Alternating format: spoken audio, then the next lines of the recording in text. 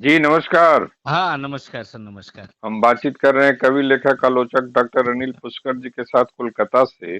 जी। IIT बाबा, अब उनको कहना ठीक है या नहीं, क्योंकि वो अपने अब अभय सिंह जो है कह रहे हैं कि वो एक छोटा मोटा इंसान है और पिछले जो कही गई जितनी सारी बात है, वो जो प्रिडिक्शंस वगैरह हैं, उसको वो मान मान चुके हैं। कि वो कह रहे थे कि दावा कर रहे थे कि महादेव ने कहा या फिर कृष्ण ने कहा या कल्कि ने कहा, तो उस ट्रैप में नहीं फंसे रहना है, हुँ, उसको स्वीकार कर लेना है। तो अब हुँ, लगता है कि वो तो आसमान से धरती पर आ रहे हैं और उनको अब लग रहा है कि वो खुद मान रहे हैं कि वो छोटा मोटा इंसान है, उनकी प्रिडिक्शंस पर ध्यान नहीं देना है।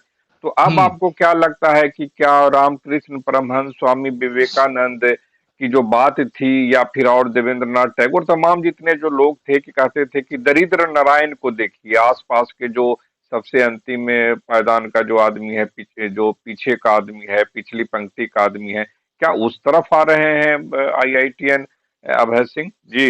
देखिए सर, इसमें मैं यही कहूँगा, एक चीज़ है बड़ी मज़ेदार और बहुत दिलचस्प चीज़ है कि जब भी एक प्रक्रिया होती है एक साधारण आदमी के असाधारण बनने की, तो उसमें कुछ परसेंटेज होते हैं जिसमें मस्तिष्क इस तरह से काम करता है कि वो एक सीमा तक, जैसे 4% के अंदर है मस्तिष्क, तो उसको मान लिया जाता है कि एक सभ्य समाज का मनुष्य होगा और जो हमारी नैतिकताएं हैं, जो हमारे मूल्य हैं, जो हमारी बनी बनाई धारणाएं या व्यवस्थाएं हैं, उनको मानने के लिए वो मस्तिष्क तैयार होगा। और वहीं से वो क्या करता है कि क्रिएटिविटी भी उसी के अंदर रह करके उन्हीं मानकों को मानते हुए करता रहता है। सर्जन भी वो उन मानकों के भीतर ही करता है।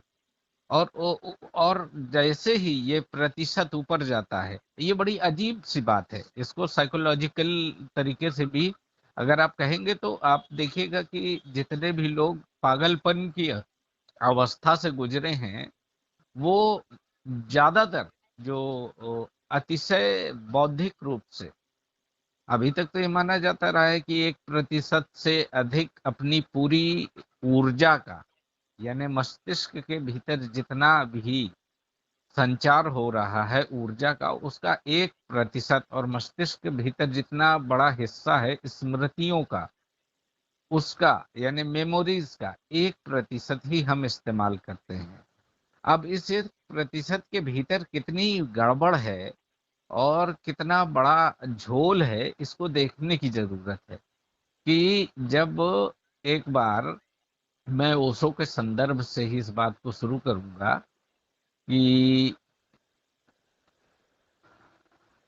स्वामी जो परमहंस है हमारे, रामकृष्ण परमहंस, उनके पास एक बार जो हमारे क्या कहते हैं, केशव चंद, केशव चंद जो ब्रह्म समाज के संस्थापक रहे, वो गए, वो उन्होंने कहा कि भाई ऐसा है, उनको मानते थे कि केशव चंद बड़े भारी विद्वान हैं, और उन्होंने स्वयं इस बात को धर्म शास्त्रों के जरिए, वेदों के जरिए, पुराणों के जरिए, शास्त्रीय पद्धतियों के जरिए मान रखा था कि हमसे बड़ा विद्वान कौन हो सकता है। इस बात को वो पूरी तरह से मानते थे। तो उनके पास एक चेलों की, शिष्यों की बहुत बड़ी कतार थी, और कलकत्ता के सेंटर में वो स्थापित थे। तो वहीं कोने में बंगाल के एक किनारे पर पड़े हुए थे रामकृष्ण परमहंस, और वो अपनी साधना, अपने तंत्र और अपने जो ध्यान में लगे रहते थे, और उनके पास भी अपनी एक छोटी सी दुनिया थी, जिसमें उनके पास कुछ लोग शिष्य के रूप में शुरुआती दौर में आए, और बाद में जब उनकी ख्याति बढ़ती गई धीरे धीरे, उनके ध्यान को लेके, उनकी बातों को लेकर के, तो ऐसा हुआ कि उनके पास भी एक बड़ा तांता लगा। लोग सुनने के लिए आतुर रहते थे, और वो कुछ बोलते नहीं थे, वो ज्यादातर मौन रहते थे, और मौन रह करके ही इस बात को सांकेतिक तौर पर कई बार बताते थे कि जो हमारे भीतर की ऊर्जा है वो कैसे पूरे समाज को संचालित करेगी, कैसे उसका निर्धारण करेगी, और कैसे वो अपनी ऊर्जा के साथ मनुष्य जो है अपने नैतिक आचरण को बनाए रख सकता है, और कैसे वो सच्चाई को जान सकता है पूरे संसार की। ये सारी चीजें मैं इसलिए कह रहा हूँ कि आईआईटी बाबा को समझने के लिए जरूरी है कि हम अपनी जो परंपरा है उसके भीतर कुछ ऐसे एलिमेंट्स हुए हैं जिनको समझा जाना चाहिए। तो ये एक प्रयास है समझने का, जरूरी नहीं है कि ठीक वही प्रक्रिया दोहराई जा रही हो। हालांकि हमारे हिंदुस्तान की ये परंपरा रही, इतिहास में भी कहा जाता है कि इतिहास पुनरावृत्त होता है, बार बार वो अपने आप को दोहराता है। हमारे दर्शन में भी इस बात को कहा जा रहा है कि वो दोहराता है दर्शन, यानी चक्रीय हमारा दर्शन, शून्य से शुरू होकर शून्य में ही समाहित हो जाता है। और सबसे बढ़िया जो विज्ञान कहता है इसी बात को, आप देखिए कि विज्ञान से भी वो आध्यात्म को जोड़ने का काम कर रहे थे आईआईटी बाबा। तो विज्ञान भी कहता है कि अगर स्पेस नहीं होगा तो पूरी धरती में जितने भी जीव और मनुष्य, जीवित और जंतु हैं, वो इसलिए मर जाएंगे क्योंकि जितनी आवाजें उसके भीतर कैद होंगी वो सब विस्फोट की तरह फटने लगेंगी, और उन आवाजों से आदमी का दिमाग फट सकता है, आदमी की मृत्यु हो सकती है, जीव जंतु जीवित नहीं बचेंगे, इतना ज्यादा शोर उसमें कलेक्टेड होगा। तो जाहिर है कि एक स्पेस की जरूरत, एक शून्य की जरूरत होती है, ये विज्ञान भी कहता है। तो अब वो शून्य कहाँ से कहाँ तक की यात्रा में आपका साथ देगा मस्तिष्क के लिए, इसी में तीन चीजें महत्वपूर्ण है। जब हम उस किस्से पर आएंगे कि ध्यान, धारणा और समाधि, तो हम अभी ध्यान की उस अवस्था पर बात करेंगे जब केशव चंद इस बात की तरफ आए परमहंस को लेकर के कि भाई ये कौन आदमी है जो चुपचाप रहता है और बहुत ज्यादा बात नहीं करता, फिर भी उसकी ख्याति निरंतर बढ़ती चली जा रही है, और मैंने अपने वेद शास्त्र पुराण सारे पढ़ रखे हैं, उसके बावजूद जो है वो मुझसे कई गुना ज्यादा अपने आसपास के इलाकों में जाना जा रहा है। तो उन्होंने एक चुनौती दी, चुनौती ये दी कि वो आए परमहंस और मुझसे जो है धर्म को लेकर के शास्त्रार्थ करें, और शास्त्रार्थ में जो जीतेगा उसके शिष्य जीतने वाले के हो जाएंगे, और वो स्वयं भी जीतने वाले में समाहित हो जाएगा, उसकी धारणा में समाहित हो जाएगा। तो अब जब ये बात उन तक पहुंची परमहंस तक, तब भी वो शांत रहे, उन्होंने कुछ भी नहीं कहा। उन्होंने कहा ठीक है, उनकी मर्जी, उनको शास्त्रार्थ करने की इच्छा है, मेरी कोई इच्छा नहीं है। मैं अपनी जगह पर हूँ, जिसे जो करना है वो करता है, मैं ध्यान में हूँ, वो अपने अध्यात्म में है, वो अपने तर्क में है, उनको अपना काम करने दीजिए, मैं अपना काम कर रहा हूँ।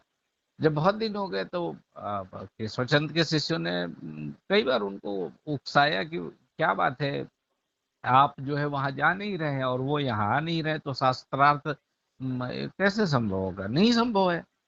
तो केशव चंद को बड़ा गुस्सा आया और उन्होंने क्रोधवश ये किया कि वो चले गए जो है परमहंस के पास, एक छोटी सी जगह पर जहां वो रह रहे थे अपना, और उनका पूरा कुनबा लेकर के गए अपने शिष्यों का, और कहा कि आज शास्त्रार्थ होकर रहेगा, या तो मैं जीतूंगा या आप जीतेंगे, इनमें से यही होगा।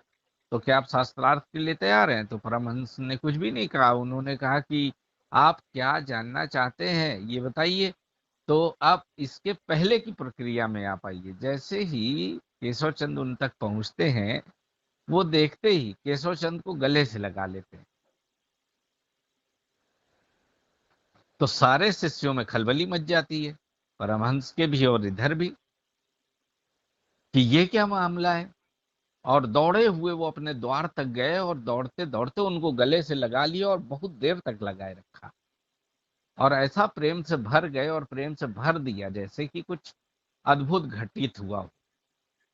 तो अब ये किस्सा जरूरी इसलिए कि ये हमें समझना है कि एक आदमी इंसान के बतौर जीवित रहते हुए भगवान की वो कैटेगरी जिसमें हम ये मान लेते हैं कि पांच तत्वों का जो पूरा ऊर्जस्वित स्वरूप है, ऊर्जावान स्वरूप है, और जो ऊर्ध्वगमन स्वरूप है, उस तक कैसे पहुंचेगा, ये किस्सा इसलिए बड़ा जरूरी है। तो उन्होंने कहा ना ना ना, प्रेम इस तरह गले लगाने से काम नहीं चलेगा, आपसे जो शास्त्रार्थ का मामला है वो सीधा सीधा होना चाहिए, और आप ये बताइए कि मुझे ईश्वर है कि नहीं, आप इस बात को साफ तौर पे बता दीजिए। अब वो क्या करते, उन्होंने कुछ नहीं किया, वो शांति से बैठे रहे। उन्होंने कहा कि आप क्या जानना चाहते हैं? आप मानते हैं है कि नहीं है?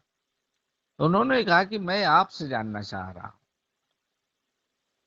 अब देखिए, इस सवाल और इस जवाब में जो घटित हो रहा है वो बड़ा अद्भुत है।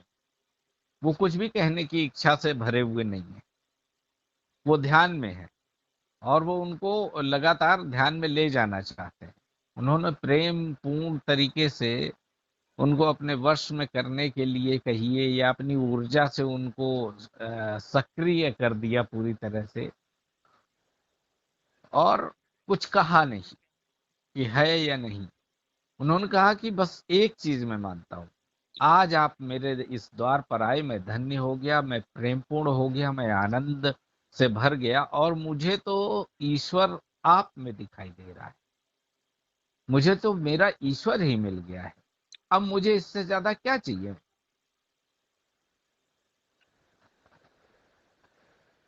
तो उनके पास कोई जवाब नहीं, जो उनका सवाल था।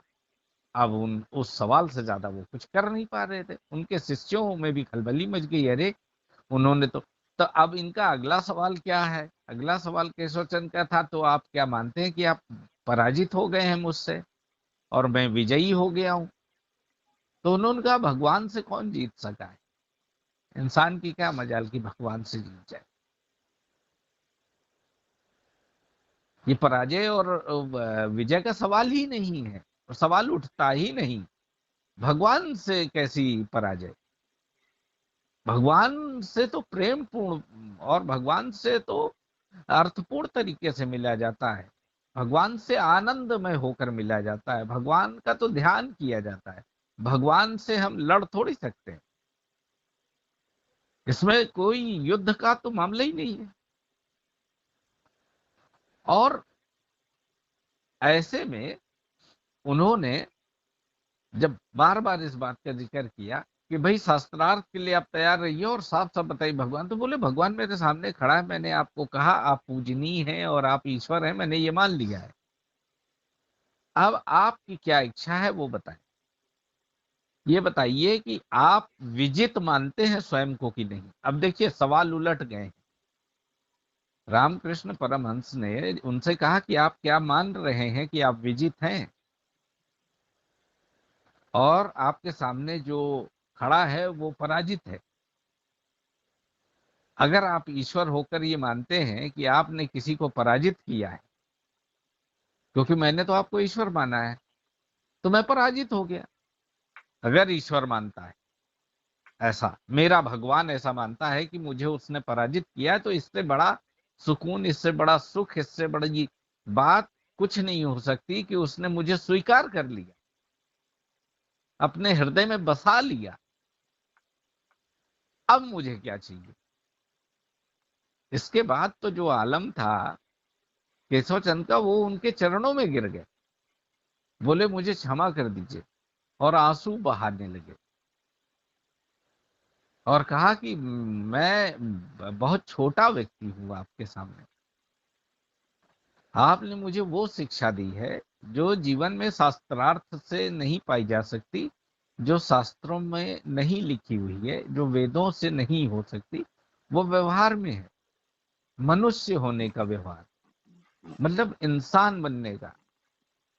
जो ये हम बार बार कहते हैं ना, 84 कोटियों से होकर के आया हुआ आदमी, और एक योनि है इंसान की, और उसमें इंसानियत कितनी बचेगी, प्रेम कितना होगा। कह रहे हैं मैं तो प्रेम पूर्ण हो गया, और उनके आंसू रुक ही नहीं रहे केशव चंद्र के।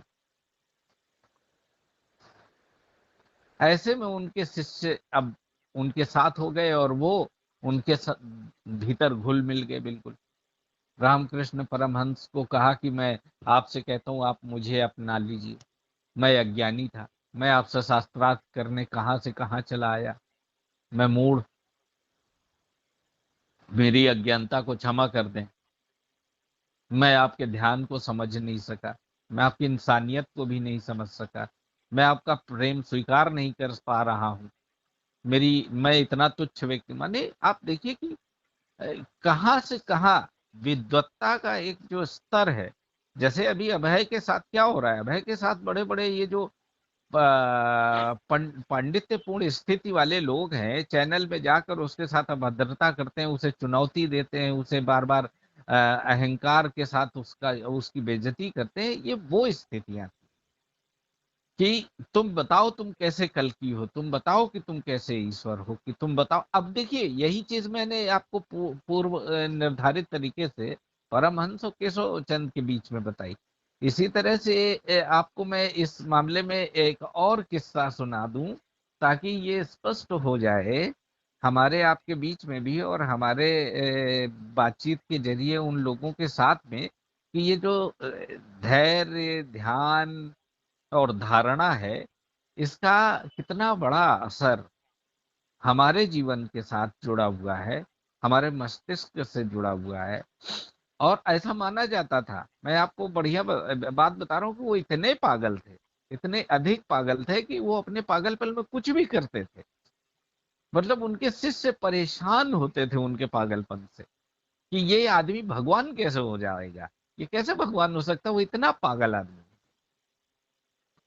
तो उन्होंने एक बार मतलब वो करते क्या थे कि जैसे ईश्वर वाली अवधारणा से हम एक किस्से से बाहर आते हैं, तो एक दूसरा किस्सा है उनका जो बड़ा ख्यात नाम है, मतलब प्रसिद्ध है और बहुत जाना जाता है, मशहूर है कि वो जब भी कुछ कहा करते थे तो वो अपने ध्यान और कहने के बीच में वक्तव्य के वो भागकर अपने उसमें चले जाते थे रसोई में और अपनी पत्नी को कहते थे मसालों की बड़ी अच्छी खुशबू आ रही, मुझसे रहा नहीं गया और मुझे खाने को दो।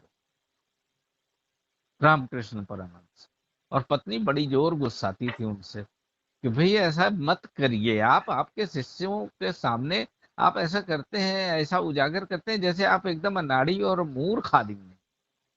आप कहाँ धर्म की बात कर रहे हैं, आप कहाँ ध्यान की बात कर रहे हैं, आप कहाँ धारणाओं में हैं अपनी, और आप अपने ईश्वर के उस क्रम में हैं जहाँ चीजें चल रही हैं एक अलग स्तर पर, और आप आकर के यहाँ रसोई में मुझसे कहते हैं कि मुझे जल्दी से खाने को दो, मुझे भूख लगी है। और शिष्य बड़ा परेशान कि ये कैसा आदमी है। तो वो जैसे ही खा लेते थे फिर वापस आके ध्यान और धारणा और समाधि में आ जाते थे और फिर अपने वक्तव्य की तरफ चल देते थे।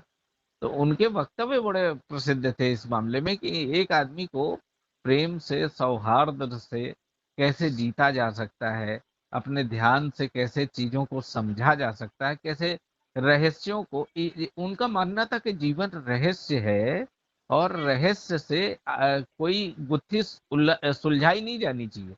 रहस्य कोई ऐसी चीज नहीं है जैसे कि कहते हैं ना कि कोई पहेली।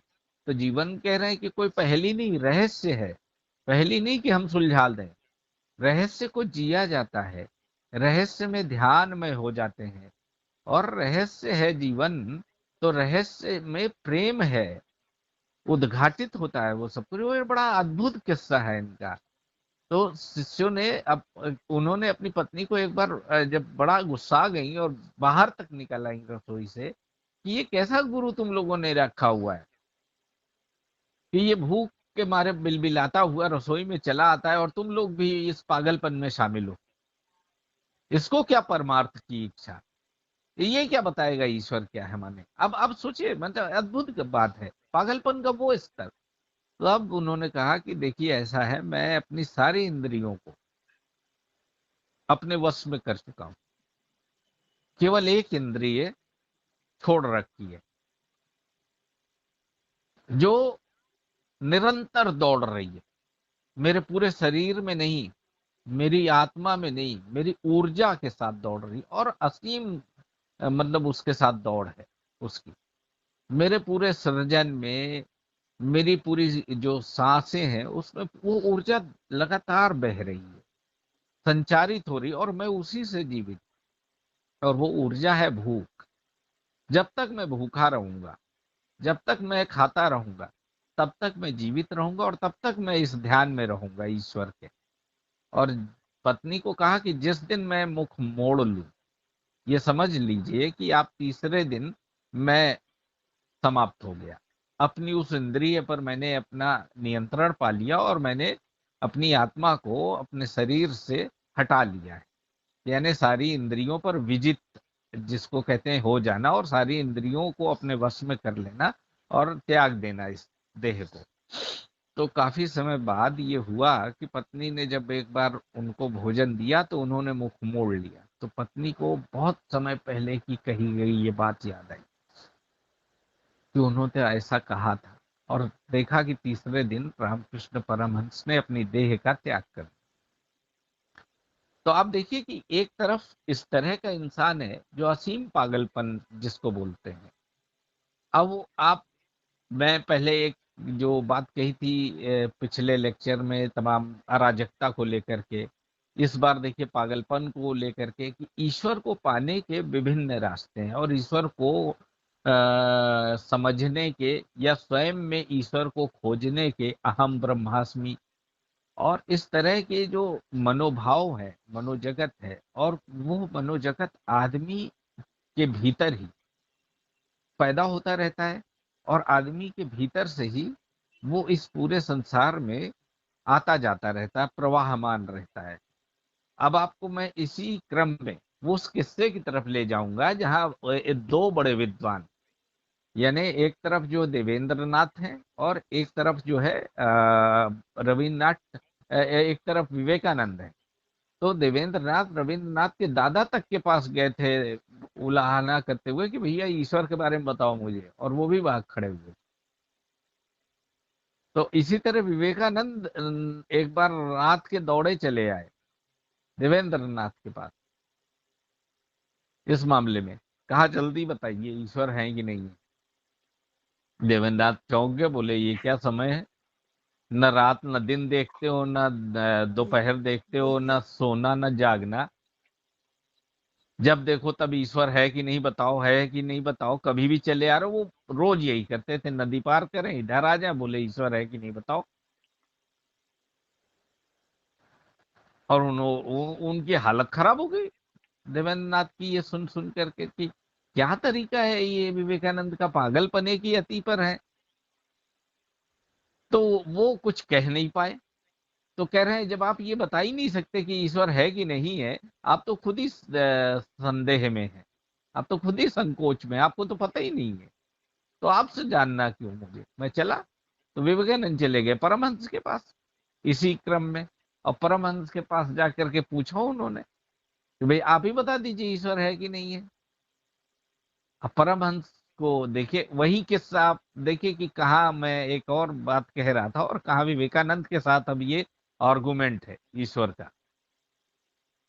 तो ऐसे में उन्होंने विवेकानंद को किस तरह से नियंत्रित किया और किस तरह से अपने साथ जोड़ लिया, या एक इंसान का दूसरे इंसान के साथ उस ऊर्जा का प्रवाह मान जो जगत है वो एक मेक हो गया, वो आपको मैं बताना चाह रहा हूं कि ईश्वर कोई ऐसी चीज नहीं है जिसे हम खोजने के लिए कहीं जाएं, किसी मंदिर में, किसी मठ में, किसी दरगाह में, किसी मस्जिद में, किसी गुरुद्वारे में।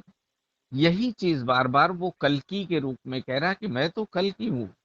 तो अब ये परिभाषित करना कि कल्कि, हु इज कल्कि, तो जैसा पहले कहा जा चुका है कि कलयुग के समापन के साथ ही एक कल्कि का आगमन होगा और उसके साथ एक नए युग का आरंभ होगा। तो वो आरंभ क्या होगा, वो आरंभ ये होगा कि जो विज्ञान है वो अपने चरम पर होगा और विज्ञान से आगे यांत्रिक जगत का एक नया स्वरूप मनुष्य के सामने खड़ा होगा, और मनुष्य उससे लड़ करके विजित होगा कि पराजित होगा, ये वो समय तय करेगा। अभी तो मनुष्य यंत्रों को बना रहा है, मशीनों को बना रहा है, रोबोट्स को बना रहा है। अभी तो वो नक्षत्रों को नाप तोल कर रहा है, नक्षत्रों में वो छेड़छाड़ कर रहा है, जाकर के तलाश रहा है आकाश गंगाएं कितनी है, ग्रह किस ग्रह में पानी है, किस ग्रह में हवा है, किस ग्रह में ऑक्सीजन है कि नहीं है, कहाँ रहा जा सकता है। अभी तो इसमें है। एक समय वो इस हद तक चला जाएगा पागलपन की कि जब वो मशीनों के साथ छेड़छाड़ नहीं करेगा, मशीनों के साथ बाकायदा युद्ध होगा उसका, क्योंकि उसने जो कुछ भी अपनी मेमोरी में ले रखा है वो मशीनों को दे चुका होगा। अब मनुष्य के पास इतनी मेमोरी नहीं रह जाएगी कि उन मशीनों को अपने कंट्रोल में कैसे करे। अनियंत्रित होंगी मशीनें, क्योंकि कंप्यूटराइज सिस्टम ही है पूरा।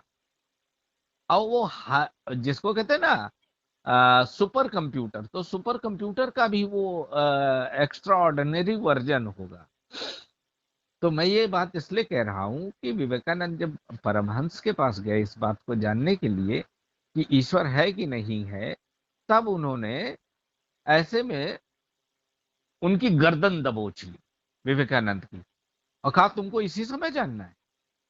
तो विवेकानंद एकदम सन कि कहा वो देवेंद्रनाथ विवेकानंद से जान छुड़ा के भागे जा रहे थे, आज विवेकानंद की हालत खराब है। तो बोले तुमको इसी समय जानना है ईश्वर है कि नहीं, ये समय तुम बता पाओगे? अब बताओगे? गर्दन दबोचे हुए उनकी, तुम बताओगे ईश्वर है कि नहीं? तुम बताओ, तुम मानते हो कि नहीं?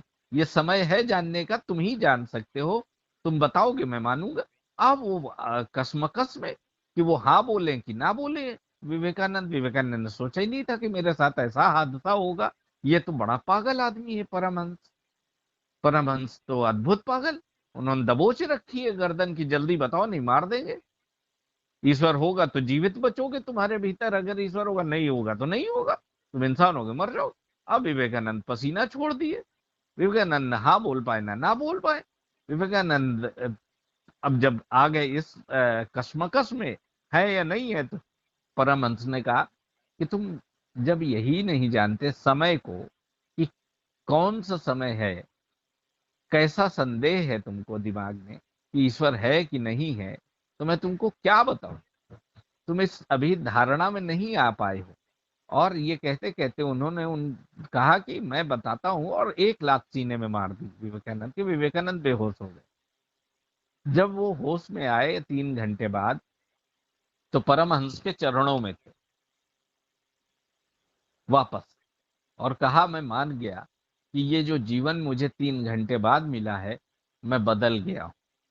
मेरे भीतर जो ये आलोक जग गया है परमात्मा का, कि वो इस धरती पर है और चारों तरफ है, यह प्रेम से जगा है, यह सदगुरु से मिला है। तो वो सदगुरु मुझे आज मिला है, वो सदगुरु आप हैं परमहंस।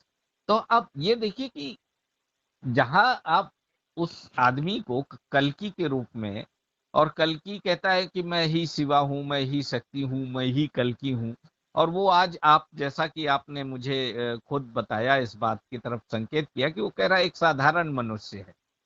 तो जाहिर है कि ज्ञान और अज्ञानता के बीच में मनुष्य फंसा हुआ है, और वो लगातार इस क्रम में आगे बढ़ रहा है कि वो ईश्वर के संपर्क में कब कैसे कहाँ हो जाएगा, उसे स्वयं नहीं पता। विवेकानंद कहाँ भागे भागे फिर रहे थे, उनके पीछे कहाँ परमहंस के चरणों में जा गिरे कि हाँ परमात्मा मुझे नए स्वरूप में मिला 3 घंटे बाद, और कहाँ दबोच लिया था जाकर देवन। तो मैं आपको यही बताना चाह रहा हूं कि आज इस दुनिया ने उस आदमी को नहीं दबोचा है कि तुम ईश्वर नहीं हो और तुम साधारण हो। वो आदमी तो स्वयं, जैसा आपने भी कहा है, कि वो मान रहा है कि मुझे तो आदेश मिला ऊपर से, ईश्वर का ही आदेश है, वो शिव का आदेश है कि तुम साधारण मनुष्य। तो वो एक ज्ञान की जो परंपरा है हमारे यहाँ, ध्यान की जो परंपरा है हमारे यहाँ, और धारणा बनाने की जो परंपरा है, और फिर समाधिस्थ हो जाने की, और शून्य में चले जाने की, तो उस जो वो जो आध्यात्म का मार्ग है, अभी वो लड़का विज्ञान से आया है। विज्ञान और आध्यात्म के बीच में एक सेतु बनाया, और एक ऐसी जगह जाकर उसने सेतु बनाया है जिसे हम कुंभ कहते हैं, महाकुंभ। और उस सेतु को लेकर के वो अपने वापस अलग अलग ठिकानों पर जा रहा है, और लोगों के साथ न तो शास्त्रार्थ की स्थिति में है, न वो करना चाहता है। वो अपने आप में, स्वयं में ईश्वर के जो होने की अवधारणा है उसको खोज रहा है।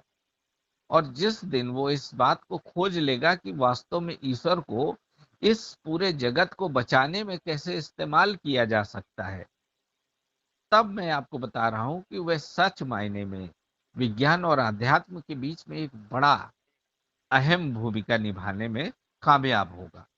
लेकिन इस जगत के माया मोह में जो फंसा हुआ व्यक्ति है, उसके लिए यही चीजें बड़ी असाधारण है। और यही चीजें असाधारण होने के कारण लोग एक दूसरे में भगवान नहीं देख पा रहे हैं, जबकि वो इन सबसे खुद को छोड़ करके वेशभूषा, ज्ञान, डिग्रियां और अपने सरल जीवन के सारे पथ और कठिन पथ पे जा करके उस ऊर्जा को देखना कि जहां से बड़े बड़े लोगों ने चोंगा पहन रखा है, आभूषण लाद रखे हैं, मुकुट सिर में, तमगे और महामंडलेश्वर की पदवियां ये सब लाद रखे हैं, उनसे जाकर के उनके सामने वो खड़ा है और उनमें भी वो कई अखाड़ों से होकर गुजरा। तो मैं यही कह रहा हूं कि अभी जरूरत है कि हम अब भी उसमें कुछ तलाशे नहीं, वो स्वयं तलाश रहा है और हम उसकी तलाश में केवल और केवल शामिल होने के लिए खड़े हों, क्योंकि वही तलाश हमारी भी है, वही तलाश आपकी भी है, वही तलाश उसकी भी है, बस मार्ग अलग अलग। तो यह जो पूरी प्रक्रिया है हमारे ध्यान धारणा समाधि को, तो उसने क्या किया है, इसको बदल करके धैर्य में तब्दील कर दिया है और धारणा में तब्दील कर दिया है और धर्म में तब्दील कर दिया है।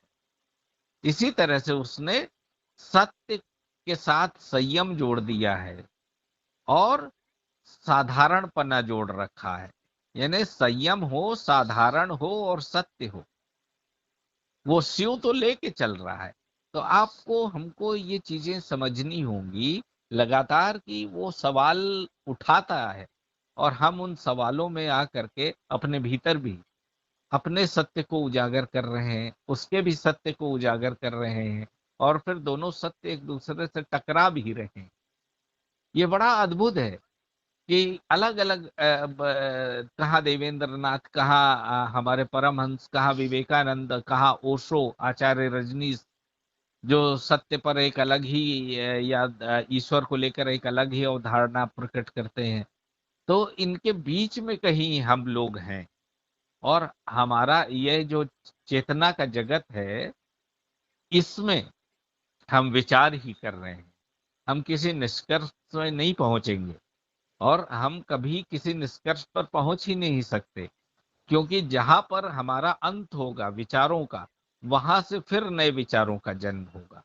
तो वह उपसंहार हो सकता है हमारा अपना निष्कर्ष कि हम यहां तक ही पहुंच पाए, जैसे विज्ञान में होता आया है कि जिस सूत्र के इति सिद्धम तक हम पहुंचते हैं, उससे आगे की खोज की जाती है विज्ञान में, पीछे नहीं लौटा जाता, पीछे के सूत्र हल हो चुके हैं।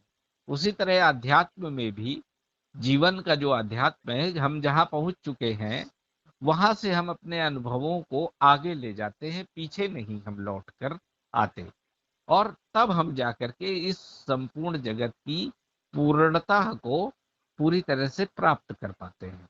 तो मुझे लगता है कि आज जो बातचीत हमारी आपकी हो रही थी अब तक। नहीं नहीं, इसमें एक सवाल है जी। कि तो क्या इसको माना जाए कि अब जो है वो जो अध्यात्म होता है, अब उनका जो अध्यात्म है जहाँ से वो स्वीकार कर लिए, स्वीकार करना, पहले तो स्वीकार करना ही सबसे प्रथम माना जाता है कि आप कौन है, इसको स्वीकार कर ले।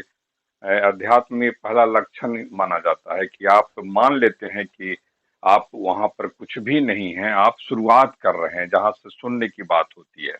हम्म। तो क्या उनकी यात्रा अब अध्यात्म में की दिशा में शुरू हुई है अब, जबकि वो मान चुके हैं कि मैं एक साधारण इंसान हूं, मैं कुछ भी नहीं हूं।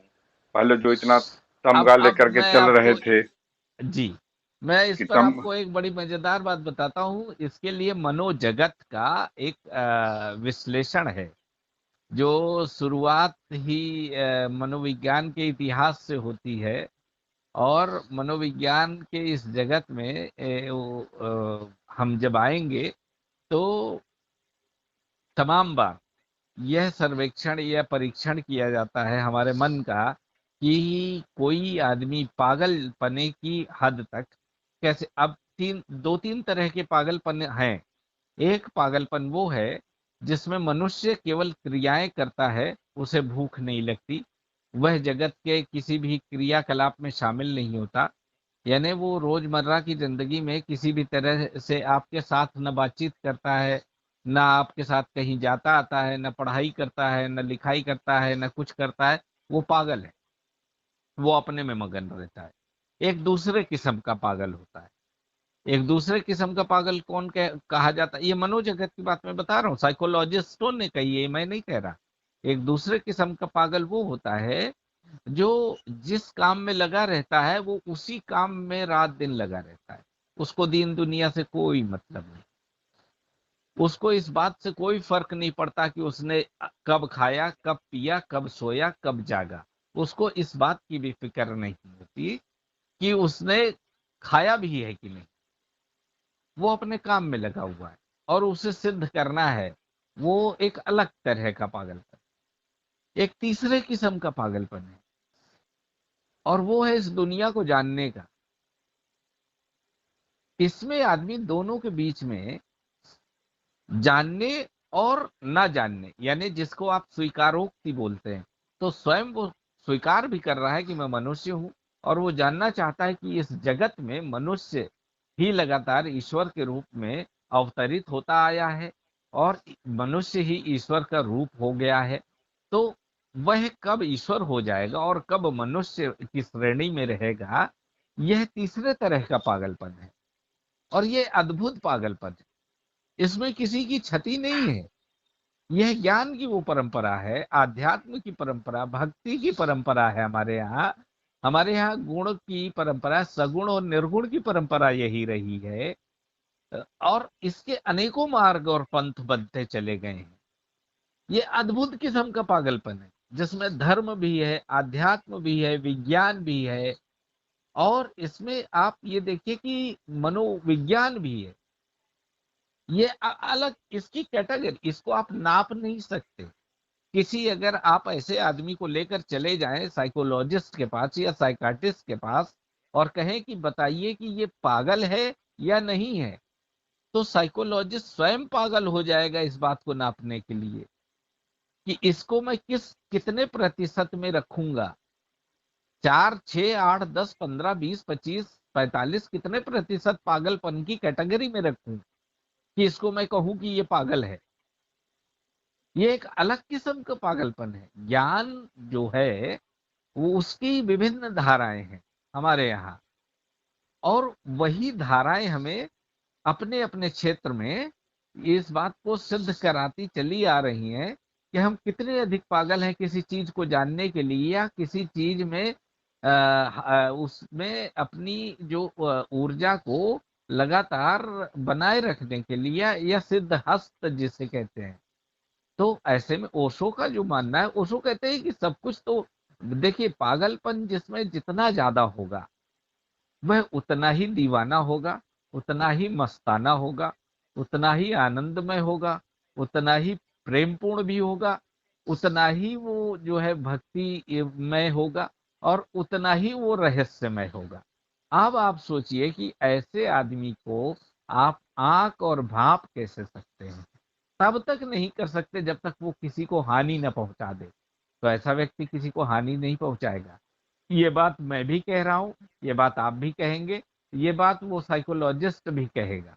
अगर उसमें यह आंकने की क्षमता है कि पागलपन की कैटेगरीज में यह किस स्तर का होगा, तो अभय किसी को नुकसान पहुंचाने वालों में नहीं है। वह ज्ञान को प्रचारित, प्रसारित और आध्यात्मिक यानी कि आत्म से अध्ययन करना, स्वयं अपने भीतर जाकर खोजना कि विज्ञान को लेने के बाद, उसकी डिग्री पाने के बाद, एरोस्पेस से नक्षत्रों तक की दुनिया की यात्रा करने के बाद वो कहाँ खड़े हैं, यह स्मरण करना। और आप जैसा कह रहे हैं कि स्वीकारोक्ति, स्वयं को स्वीकार कर। अभी हमने आपको किस्सा सुनाया, विवेकानंद ने स्वीकार किया। आपको तब भी किस्सा सुनाया कि उन्होंने भी स्वीकार किया। देवेंद्र नाथ, उन्होंने भी स्वीकार किया। तो लगातार स्वीकारोक्ति ही है, ओशो भी स्वीकार करते हैं। कि सत्य क्या है, ईश्वर क्या है, धर्म क्या है। वो तो कह रहे हैं धर्म धारण करना है तो इसको स्वीकार कर लो, खत्म बात। यानी अघोरी से सघोरी तक ये सारे, हम अगर तीसरे व्यक्ति को कहें जो कहीं और किसी देश में बैठा हो, तो वो तो कहेगा ये तो पागलपन है, ये मूर्ख हैं, ये नीरे मूर्ख हैं। अघोरी का क्या काम संसार में, वो किस काम आएगा? वो विकसित देशों के लिए या विकासशील देशों के लिए उसकी अर्थव्यवस्था में कोई योगदान दे पाएगा क्या? उसके ज्ञान में कोई योगदान दे पाएगा क्या? या उसकी शिक्षा पद्धति या शिक्षा प्रणाली में कोई योगदान दे पाएगा क्या? नहीं, बिल्कुल नहीं दे पाएगा। हाँ, उसकी धारणाएं इतनी मजबूत हैं कि वो जो कर रहा है और व्यवस्था में जहां हम जी रहे हैं, इन दोनों के बीच में हमें बाहर निकालने का काम करता है। हमारे जो सीमित संसाधन है उनसे ले जाकर बाहर एक नई ऊर्जा में ले जाने का काम करता है। यह अघोरी का काम है कि वो हमें लगातार आकर्षित करता है। और जो जितना रहस्यमय है वो उतना ही सुंदर है। ये आज की हमारी ये कहानी नहीं है। जो सत्य है वही शिव है, वही सुंदर है, और जो सुंदर है वो उतना ही रहस्यमय है, और जो जितना रहस्यमय था वो उतना ही खतरनाक रहा है। हमेशा से रहस्योद्घाटन होता आया है, और रहस्य का उद्घाटन जब जब हुआ है, घाटियों का या पहाड़ों का या जंगलों का या नदियों का। अभी जैसे आप अमेजन के जंगल देख रहे हैं, आज न जाने कितने लोग उसके पीछे पागल हुए हैं, न जाने कितने लोग गायब हो चुके, फिर भी अमेजन के उस पूरे जंगल के रहस्य को न सुलझा पाए, न खोज पाए उसका सिरा। तो अद्भुत बात है ये कि अमेजन अपने आप में अमेजिंग है। अब आप समझ सकते हैं यहां से कि स्वीकारोक्ति है ये स्वयं की, कि हमारे पास ज्ञान की एक सीमा है, हम उस सीमा तक जाएंगे फिर स्वीकार कर लेंगे स्वयं को, और फिर से आगे जाएंगे ज्ञान। तो उस जो हमारा ये अभय सिंह है, उन्होंने एक स्तर तक आध्यात्म और विज्ञान को जोड़ने का काम किया। उसके बाद वापस लौट आए। वापस लौटे हैं तो ये कह रहे हैं कि मैं एक साधारण मनुष्य हूँ। ये कहते हुए भी वो स्वीकारोक्ति है उनके भीतर कि मैं भगवान को जानने की इच्छा रखता हूँ, मैं भगवान होने की इच्छा रखता हूँ, और मुझ में ही भगवान है। यह इच्छा नहीं है, यह वो जानते हैं कि हर इंसान में जैसे भगवान है, उनके भीतर भी एक ईश्वर है। और वही ऊर्जा जिसको वो बताते हैं ना, एनर्जी ट्रांसफॉर्मेशन, तो एनर्जी ही ट्रांसफॉर्म होती है तांडव में, एनर्जी ही ट्रांसफॉर्म होती है क्रिएशन में। तो वो जो जनरेटर, ऑपरेटर और डिस्ट्रॉयर है, वही तीनों चीजें इस आदमी को पकड़े हुए हैं, और ये उन्हीं से सीखता है, उन्हीं से सिखाने का काम कर रहा है। ये बड़ी अद्भुत बात है उस आदमी के अंदर। और आप देखिए कि वो लगातार किसकी बात करता है, शक्ति की। कहता है कि जब तक हम जो है पुरुषत्व के उस तत्व तक नहीं पहुंच जाते जहां हमारे पास एक रहस्य लोक है मायावी, जो सर्जन का काम करती है, वो ऊर्जा। और वो ऊर्जा कौन सी ऊर्जा है? वो ऊर्जा हमारे पास शक्ति है। एक तरफ शिव, एक तरफ शक्ति, और वो शक्ति की तरफ है। वो शिव स्वयं को कहता है और शक्ति की खोज में लगा, वो शक्ति के साथ है और इस संसार को जानना चाहता है। तो इसमें कहाँ कोई बुराई है? हम तो कह रहे हैं कि ये बड़ी अच्छी बात है कि उसने बताया इस पाखंड पूर्ण पूरे समाज को कि जो तुम लोग ओढ़ के घूम रहे हो वो तो निरा आडंबर है। जो मैं कह रहा हूं वही सत्य है। उसने तो दोनों चीजें एक साथ दिखा दी कि तुम्हारा चोला ओढ़ा भी और उतार दिया, तुम्हारा ज्ञान निरा कोरा, और मैंने उस ज्ञान को नकार भी दिया, और मैंने कहा मैं तो साधारण आदमी। और दोनों तरफ वो खड़ा है, वो साकार भी है, निराकार भी है। यानी उसको जानना अपने आप में ये बड़ी अद्भुत बात होगी। मनोवैज्ञानिकों को चाहिए कि वो तो स्वयं, चूंकि अभी मीडिया के अगर मनोवैज्ञानिकों की आप बात करेंगे तो एक दो लोगों को ले आते हैं जो जिनके पैरामीटर ही चलते हैं टीआरपी पर, तो वो मैं उनकी बात नहीं कर रहा हूँ। मैं एक गंभीर गंभीर बात कर रहा हूँ, शोधपूर्ण, जो पैनलिस्ट हों, मनोविज्ञान के बड़े अच्छे ज्ञाता हों, वो जाएं और उस किसी भी इंसान की, उसी की नहीं, उस जैसे तमाम इंसानों की परीक्षण पद्धति को अपनाएं और तब देखें कि वो कितना भीतर अपने ऊर्जा को बनाकर रख सक पाया है और कितना आपको वो आकर्षित कर रहा है। उसके भीतर अगर रहस्य नहीं होता तो आज हम, आप और तमाम उसके जो चाहने और जानने वाले या प्यार करने वाले हैं, वो क्यों बात कर रहे होते उस एक आदमी पर जो 34 साल का है। इस दुनिया में तो हम 90 साल के व्यक्ति पर बात करते, 95 साल के व्यक्ति पे बात करते, 125 साल जो जी चुके उन पे बात करते, जो जी रहे उन पे बात करते, इस 34 साल के लड़के पर क्यों बात करें। लेकिन उसमें एक आकर्षण है, एक शक्ति है, और उसके भीतर जो जानने की इच्छा है वही जानने की इच्छा हमारे भीतर भी है। तो हम बार बार उसके साथ हो लेते हैं कि शायद उसके जानने की प्रक्रिया में हमारे जानने की पद्धति आगे बढ़ जाए। और वो भी यही कर रहा है कि हमसे जुड़ करके वो भी यही ऊर्जा एकत्रित कर रहा है कि शायद उसके जानने की प्रक्रिया में हमारे जानने की प्रक्रिया से जुड़कर वो आगे निकल जाए एक नए मार्ग की तो हम तलाश लोग में। आगे भी इस पर संवाद करेंगे, क्योंकि ये सवाल का तो कोई अंत नहीं है। जी और जी जी। आप जिन जिन रास्तों से इस विमर्श को ले जा रहे हैं उसमें यह भी है कि संभव है कि वो पहले से वो इल्यूजन में रहे हों, और इल्यूजन का अंत तो होता है जब आप सत्य से सामना करते हैं, क्योंकि कई घटनाएं उनके जीवन में जो घटी, और उन घटनाओं में उनको कभी कभी लगता होगा कि ये उसमें आगे निकल चुके हैं, और ये घटनाओं को उनके लिए कोई मनुष्यत्व में या फिर सामाजिक सरोकार में कोई अर्थ नहीं रखता है। जो भी उनके पास जो घटना घटी, तो उन सच से सामना हुआ, उस सच के सामना ने उनके इल्यूजन को तोड़ा है। और चूंकि उनके अपने आंतरिक शक्ति का एहसास हुआ है कि दरअसल हम जो कह रहे थे वो सब कुछ सही नहीं है, और जो रियलिस्टिक है एक मनुष्य के होने का, सब कुछ के ज्ञान होने के बावजूद जितना उन्होंने उपलब्ध किया है अब तक, उसकी सच्चाई कुछ और है। और उस सच्चाई से यह निकला कि मैं भी एक साधारण इंसान हूँ, और जो प्रिडिक्शंस किया दूसरे को भी नहीं मानना चाहिए। मैं भी जहाँ लगता है कि न मानने जोग है उससे मैं आगे कुछ सीख सकता हूँ, तो हमको आगे सीख करके आगे निकलना चाहिए। साधारण जी। होना ही सर सबसे असाधारण काम है। जी, तो हम लोग हर आगे भी इस पर बातचीत हम लोग जी आगे भी इस पर बातचीत करेंगे, क्योंकि वहां तक वो पहुंच रहे हैं, तो हम लोग अपनी भी बातचीत को उसी दिशा में जी लेकर जी जी जी। चलेंगे। आगे आपने है। समय जी। निकाला, नहीं नहीं, बहुत तो बहुत शुक्रिया आपका। उसके लिए आपका जी बहुत बहुत जी आभार। जी। आभार सर आपका। नमस्कार सर, नमस्कार। जी नमस्कार।